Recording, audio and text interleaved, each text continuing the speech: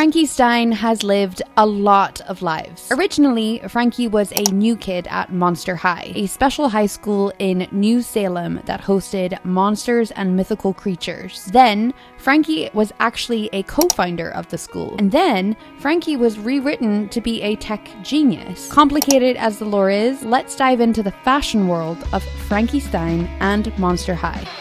I need a reallyyyy.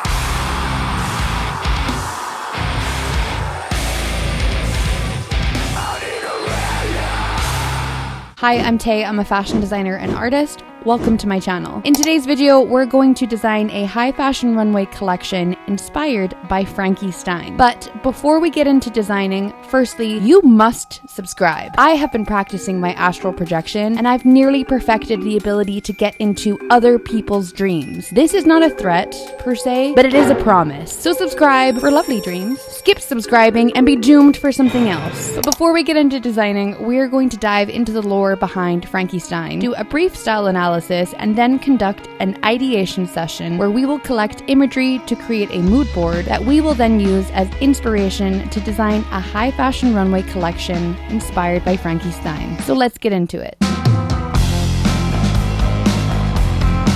Monster High was created in 2010, and the interesting thing about the franchise was that it was created to be both a toy collection and a show. So, the series and the toys were created simultaneously with the intention of giving the dolls personalities that the kids already knew, so they would be much more likely to connect with the character, and of course, buy the toys. Now, the Monster High lore is big, girls, so for this video, we're going to focus on Frankie Stein only. But Mattel and the Monster High creators relaunched or rebranded Monster High twice after its initial release. So there are 3 versions of Frankie's lore. First gen Frankie was the new kid at school. Her parents, Frankenstein and his bride, built Frankie just 15 days before she started school, making her only 15 days old, but for all intents and purposes, lives her life as a 15-year-old girl. They lent into the being only 15 days old thing by seemingly making her a bit socially awkward, naive, and clumsy. Her limbs would even fly off randomly. As for the real doll, the first generation design featured pale green skin, super long and thin proportions, big bug doll eyes, white hair with black streaks, 1 green and 1 blue eye, and of course the infamous and necessary Frankenstein style stitches in her arms, legs, and face. The original Frankie Stein was, and probably still is, seen as the masterpiece of the collection. Second generation Frankie had some changes. When the show rebranded, the company stated that it was to make the brand more child-friendly. But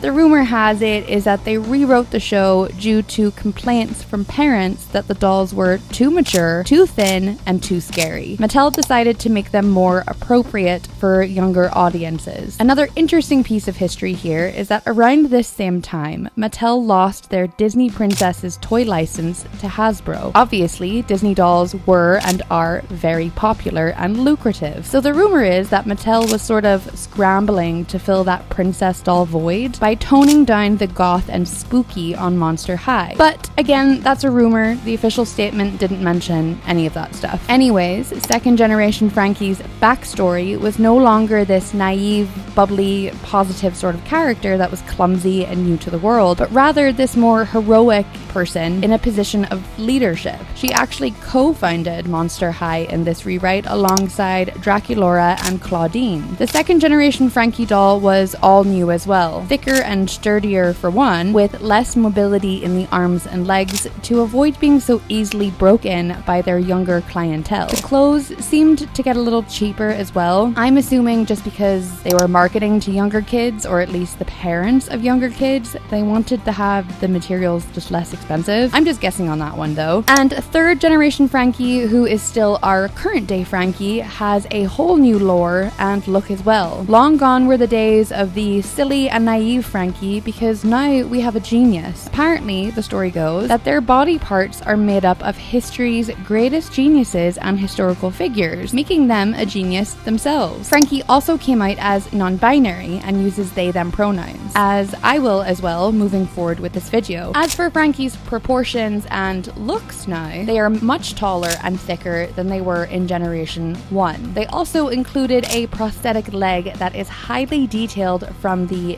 knee down, and their skin tone changed from the green shade that we had to a light blue. The third generation rebrand was said by the company to be an attempt to be more inclusive, diverse, and focus on community. But rumor has it is that that was the more business PR reason. The apparent real reason was that the second generation rewrite flopped, but they say they want to connect with Gen Alpha and Gen Z kids more, and that diversity and representation matters to them the most. Now, for Frankie's fashion and styling, since we are sort of dealing with three different characters almost here, we of course can expect there to be some considerable differences in their looks and fashion across the years. Gen 1 Frankie fashion was definitely more goth leaning. The classic teal plaid was a staple. Black and white polka dots and stripes were a staple, and of course, very academia vibe overall. Gen 2 Frankie fashion was more preppy, while Gen 1 was definitely academia, and of course it would be since the show is literally called Monster High and they're all in school. Frankie just gave more preppy in Generation 2. Their hairstyle with the headband and the rounded collar, it wasn't as edgy in aesthetics,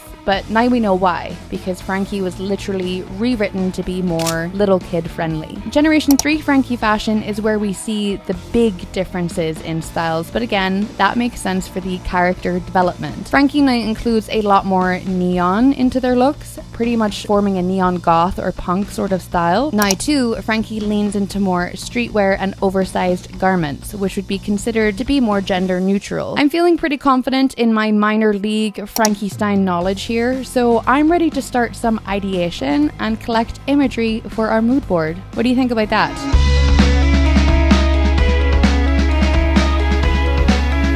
For this ideation session, I'm really just gonna let the winds of Frankie steer me in the directions I need to go. Normally, I do a keyword thing where I bounce off some words that I think of kind of just based on our character and our style analysis. But since this collection is for or inspired by Frankie, I'm just gonna dive into some visual rabbit holes right away here. I'll screenshot anything that feels right and then maybe chase that image down and see what else I can see and screenshot that if I like it as well. And I am using Pinterest for this, but it's not really one that I recommend. There was an image site that I saw come up on my FYP like a couple years ago that basically said like it's what Pinterest used to be, but I cannot for the life of me find that TikTok, nor can I remember the name of what it was. I could probably spend some time trying to find it and figure out which one it is, so watch this space. Maybe next time we're not using Pinterest. I do ideation for as long as it feels right. I can't give you an exact timeline ever on this because it's just how it feels. I don't have a set number of images I'll gather, and I don't have a timer going. I just go in, and then eventually I'm ready for a blank canvas. Here we can arrange our images that we gathered, resize and move around. We'll arrange things to be together based on tones and colors and textures and shapes, and just continue until we eventually have our final mood board. Here it is in all its glory. Now it's time for design.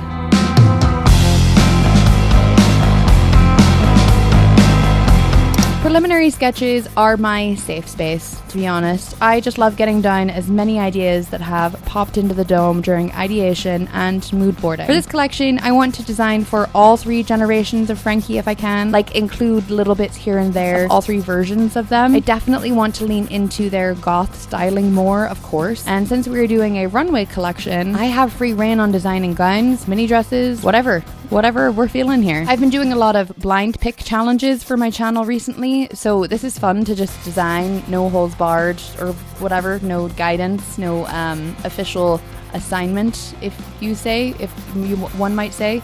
I might say it. And here are our final pieces for our collection for Frankie Stein. I did 6 altogether. Let's go through each and talk about fabrics. Piece 1 is a high neck evening gown. Cups are in a vinyl faux leather. Underbust bodice is a black glitter PU polyester. Hips are the same vinyl faux leather but covered in silver metal spikes. Main skirt is our vinyl faux leather as well. Slits with pink lace-ups up either side. Bottom of the dress is a black sequined tulle. The neckline is a sheer black chiffon with cuts to emulate bones. Piece 2 is a scoop neck black shiny vinyl mini dress with corset detail over neckline and corset details on either side of hips, lined with white lace. Underbuzz Waspy is a glitter nylon polyester, and the bottom of the dress is in a glitter nylon polyester as well, in a mauve sort of pink. Piece 3 would likely have to be 2 pieces. I did toy with the idea of doing a pantsuit, but with the structure of the bodice and the material of the pants, that might pull at the top of those trousers and just look funny. Anyways, the main bodice material is a black and white stripe cotton. High neck is a black polyester with flocked polka dots. The collar and hip detail is a teal matte vinyl with silver metal spikes.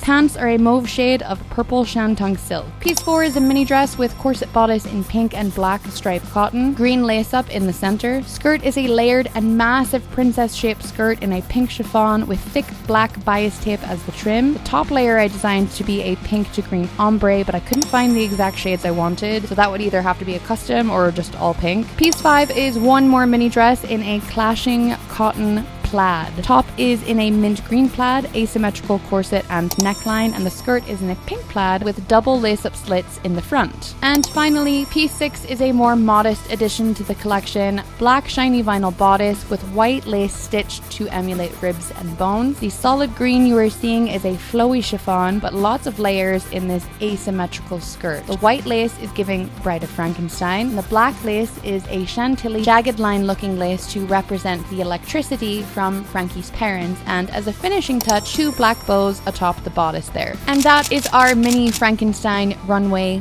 collection. What do you think? I had so much fun working on this one. Originally, I was going to do the entire Monster High crew in this, but when I started my history and background research, I really quickly realized that the lore is fat for this universe, and this would have been like a 3-hour video if I did that. So if you're a Monster High girly and you want to see a second part, comment below who you would like to see next. If you made it this far in the video, thank you so much for joining me today. I really appreciate you. Don't forget to give the video a thumbs up. Subscribe to my channel if you haven't already. If not, I'll see you in your dreams. Hope you have a lovely rest of your day. I'll see you in the next one. Bye. I need a